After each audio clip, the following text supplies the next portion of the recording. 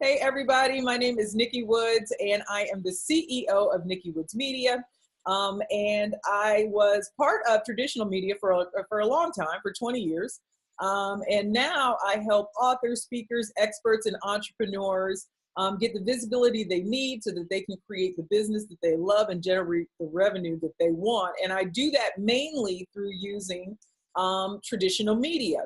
And so one of the things that I get, the pushbacks that I get, and I just got this email over the weekend was, Nikki, I watch your trainings. I see you on LinkedIn. I've checked out your Facebook Lives. I'm all over your YouTube and it's not working for me. And so first, let me get this out of the way and say that, media, publicity, PR, whatever you want to call it, it works. But if it's not quite hitting on all cylinders for you, there are probably some reasons why. And so it would be great if getting media or PR was like the lottery, and once your lucky number was chosen, that, you're everywhere and the game has been changed. But usually it's a series of small, consistent steps that lead to that big success. So let me say, though, that once you get that national media spot or you get your brand in front of millions or even hundreds of thousands, it will change the game. But you have to make sure that everything else is in place first. So here are 4 elements that you really need to put in place before you start a successful media campaign.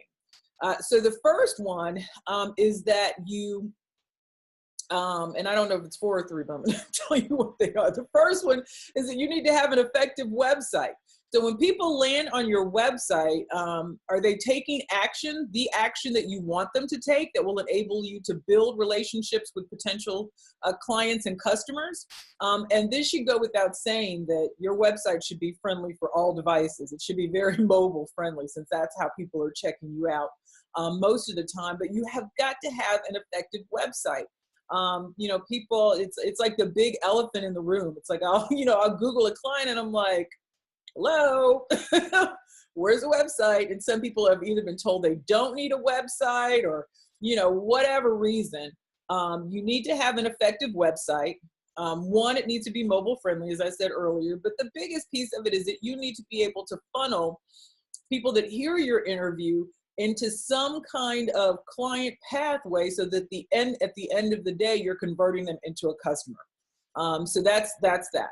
The second thing is you need to have a powerful call to action. So does your website have a clear call to action that allows you to capture those email addresses? What do you give them in exchange for that, for giving you that valuable contact information, or whether it's a mobile marketing campaign or website? And have you set up a relationship nurturing email campaign to continue the conversation after visitors go away? So without effective lead capture, you're really missing out on all of those opportunities that doing a media interview can send your way. And so I've had people, they have their website, but once you go to it, there's nothing there that happens. It's like they go, they see the information, but you have no way of capturing any of that information. And I tell it's not the story, but when I was on the Tom Joyner, I did one interview on the Tom Joyner Morning Show, and I was talking about why it was important for people to share their story. And I gave up my website, and I had set it up so that I was giving out, and I can't even remember what it is, but I think it was like a book brainstorming planner or something. But it had to do with writing a book, because that was what I was talking about in the interview. And my email list grew by 10,000 people with just that one interview, because, so many people want to write a book. So many people don't know where to start. And I was giving them the very first step. And so, 10,000 people joined, and that, obviously think that if you have the potential to turn 10,000 people into a client, what that will do for your business. The other thing is the social media presence. So the media is looking for experts all the time. But how do they determine who is not an expert? So being a published author or holding a PhD, or, having worked in something for 20 years, like I did the media, obviously those look really good for you. But the simple truth is, if you don't, have a Facebook following, you don't have a Twitter following, you're not connected with people on LinkedIn, you can't really expect the media to pay attention to that, because you're not operating in your greatness. And so you can't decide, oh, I want to be an expert in this. And so I'm going to call CNN and they're going to put me on, their television and on the television, and then it's going to be, game on. Small, consistent steps. And so on social media, you really need to start, sharing more about your expertise and engaging an audience there.